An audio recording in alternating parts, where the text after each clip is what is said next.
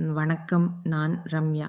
கிருஷ்ணருடனான எனது ஆன்மீக அனுபவத்தையும் எனது கலை மற்றும் கைவினைத் திறன்களையும் பற்றி உங்களுடன் பகிர்ந்து கொள்ள நான் இங்கே இருக்கிறேன்.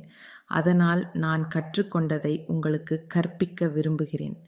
எனது கலை வீடியோவின் பெயர் மீனிங்ஃபுல் ஸ்கிரிபிள்ஸ். ஆன்மீக வீடியோவின் பெயர் பார்த்தசாரதியாகவும் இருக்கும். எனது ஆன்மீக அனுபவம் என்னவென்றால், நான் கடவுளைத் தேடவில்லை, ஆனால் கடவுள் என்னை தேடி வந்தார். நான் நிபந்தனையற்ற அன்பற்ற குடும்பத்தில் பிறந்தேன். சிறுவயதிலிருந்தே நான் ஓவியம் தீட்டுவேன்.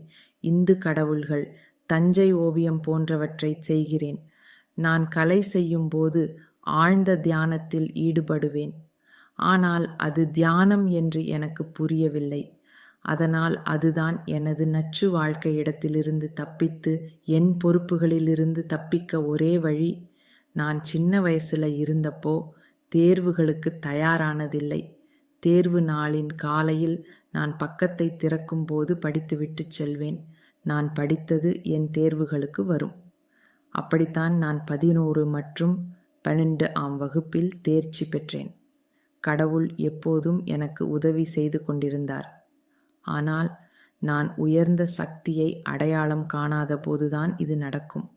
நான் அதை அடையாளம் கண்டு கொள்ளும்போது அதற்கு தயாராகாமல் 1 அல்லது 2 கேள்விகளை படித்து தேர்வில் கலந்து கொள்ள முயற்சித்தேன். கடவுள் எனக்கு உதவ மாட்டார். கல்லூரிக்குச் சென்றாலும் என் பிறந்த ஊரில் இருக்கக்கூடாது என்று ஆசைப்பட்டேன். நான் ஊருக்கு வெளியே சென்று கலையை கற்றுக்கொள்ள வேண்டும் நான் நினைத்தேன். ஆனால் நல்ல மதிப்பெண் கூட இல்லாமல் பெரிய கலைக் கல்லூரியில் சேர்க்கை பெற்றேன். 2016இல் எனக்கு ஞானம் கிடைத்தது. அதுவரை நான் நிறைய பிரச்சனைகளை சந்தித்தேன். எனக்கு ஞானம் பெறுவதற்கு முன்பு கடவுள் என்னிடம் பேசினார். மறுநாள் காலையில்தான் எனக்கு ஞானம் கிடைத்தது.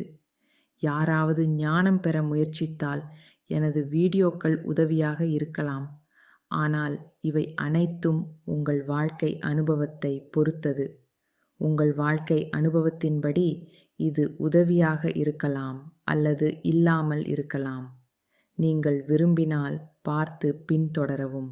நன்றி.